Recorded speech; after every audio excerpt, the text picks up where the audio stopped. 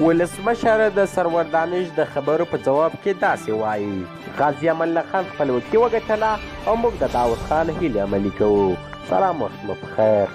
که غواړئ په دې باب پوره او کره معلومات ترلاسه کړئ ویډیو تر پایه وګورئ.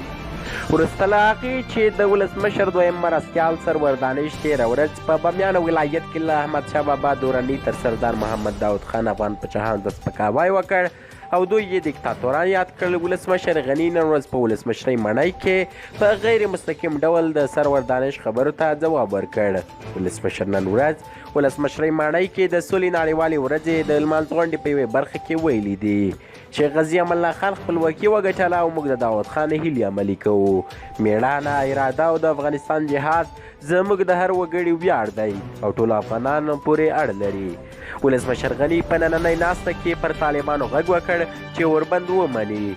هغه زیاته کړه په مذاکراتو کې باید مداخله ونه شي او د دولت مذاکره کوونکي پلاوي بشپړ ملاتړ وشي ترڅو په قوت سره د افغانستان اسلامي جمهوریت څخه استازیتوب وکړي. ولسمشر د جمهوري نظام په اړه ویلي دي چې د جمهوریت لمن پراخه ده او په جمهوریت کې زغم دی. هغه ټینګار وکړ چې سوله د نړۍ د ټولو خلکو تر ټولو زیات د افغانانو بشري او اساسي حق دی.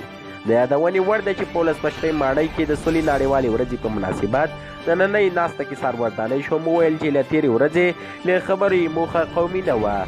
د نوي افغانستان بنسټګر احمدشاه دراني او شاه غازي امان الله خان ته کامل درناوی لري. تر بلې ویډیو مو په لیو بخونکي خدای سپارم. هر چېرې چې یاست تاسې بریا زموږ دعا